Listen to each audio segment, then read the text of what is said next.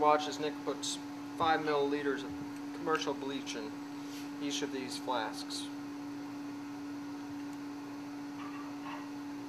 When it gets closer, you want to slow up a little bit. But it looks like I was perfect. Bring.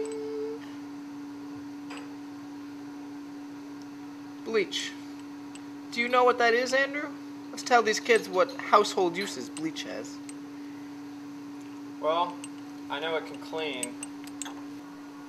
So, right now we gotta dilute these by filling them up to the line, which will make them all 100 milliliters. This is a long and tedious process because the tip of this water bottle is so small.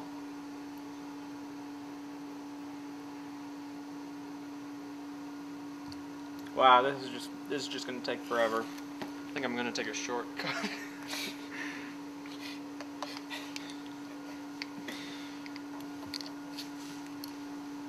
Let's get a funnel. There we go. Now we can just pour water a lot more quickly in there. Much more efficient. Wait, Nick, what are you doing right now? Just weighing out 2 grams. This is a very accurate scale. Oh, I had a little too much, so I'll probably take a little bit out. You know what it is There we go. Let's take a look. How close are we? Getting there. Oh, so close. You know, you want to be accurate, but about 2 sig figs. Getting there. This is a complicated procedure, not to be done for honors chemistry students. What about regular chemistry students? No. The concepts are too difficult, I think. Well, oh, that's just what I had. How about this now? That's getting much closer. You know, sometimes in chemistry, you just gotta live with it. We're gonna live with that. That's okay. Sometimes you gotta live with it. Oh God. Lesson of the day, folks. Just live with it. See, we're back to our lab. Nick is recording data. That's what all good chemists do. They record data even if it's not right. Make sure it's a cap without a hole in it. And then shake this up. Oh yeah, that looks good. Alright, now that that's mixed up, we're going to take 25 milliliters out of this and put it in each of these 3 Erlenmeyer flasks. So, to do that, we've got ourselves a 25 milliliter graduated cylinder. How convenient. We'll just pour this in.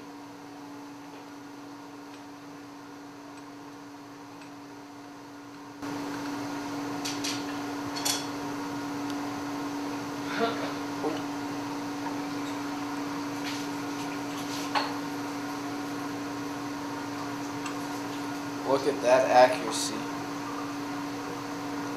So we're going to take this, pour it in one of these.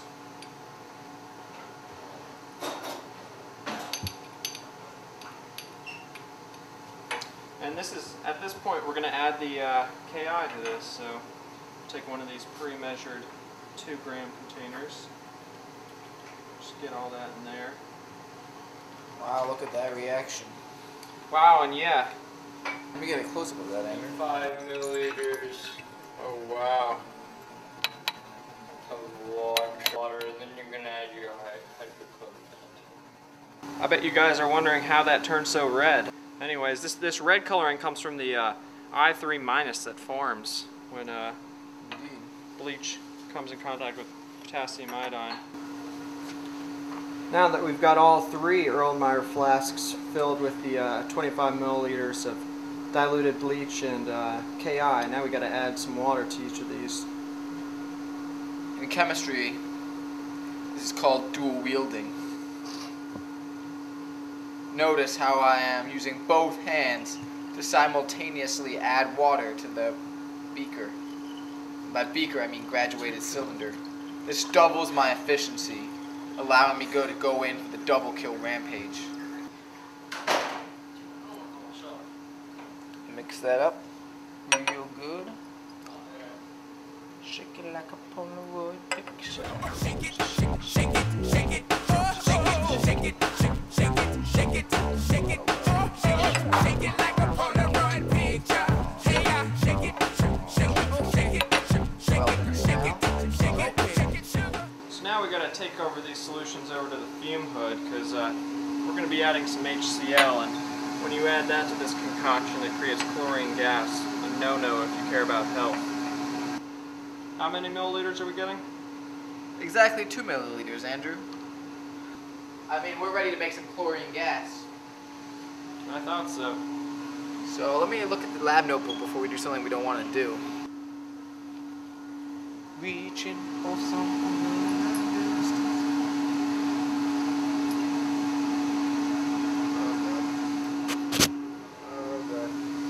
I can taste the chlorine in my mouth. It's a bitter, acidic taste. Taste of death. One would hope so. If it was sweet, you never know what might happen.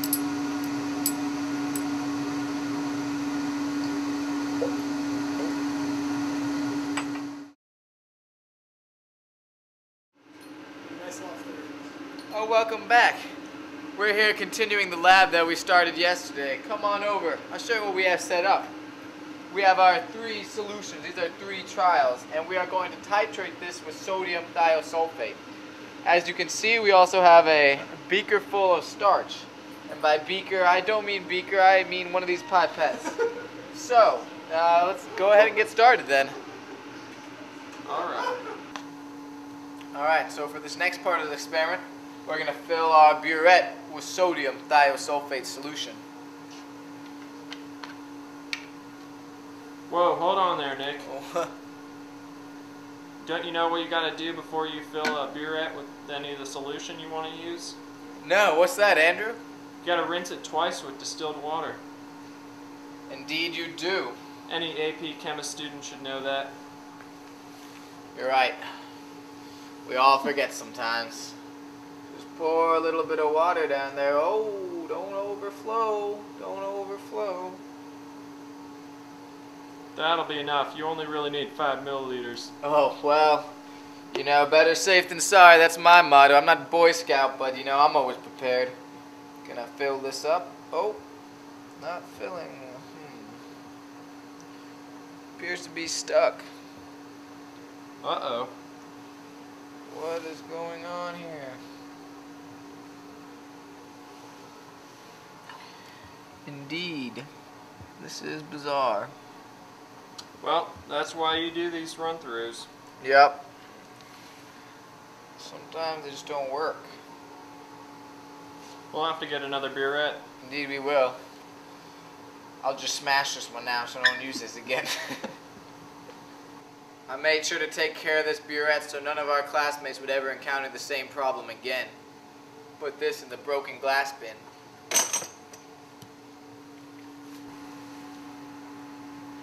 This one works. This one is working perfectly well. Oh, that is a beautiful stream. Clear and copious, just like how Mother Nature intended. Oh. Watch out there. Better Woo. close that off soon. Oh, about to overflow. Thanks, Andrew.